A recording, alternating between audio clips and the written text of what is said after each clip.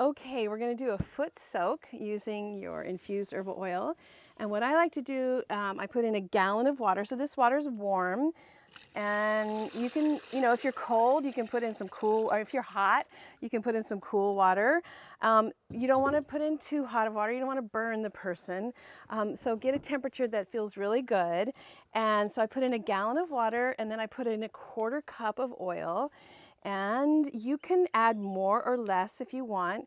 And so this is a general guideline. So a gallon of water to a quarter cup of water, but your container might hold more or less water. You can totally play around with the proportions, but this is a starting for you. A gallon of water to a quarter cup of your oil. And we're using lavender infused herbal oil here. And you just mix it around, and this is such a good way to end the day. Such a nice thing to do for the people that you live with. It's a great family practice to just sit around and do.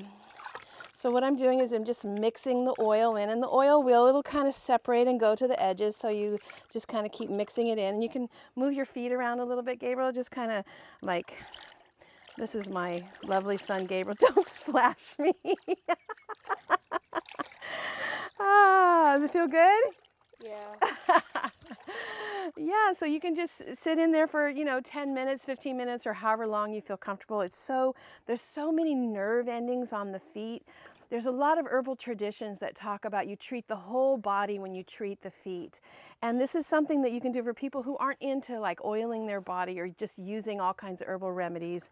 You can treat them through their feet, and people love this. This is a great family practice, home practice, something that we can do for each other. Again, the lavender is calming, relaxing, antibacterial, rejuvenating, and clearing. Lavender is one of the things that helps us clear off the day and clear energy out. And so you can just kind of wipe off your day and do your herbal oil foot soaks.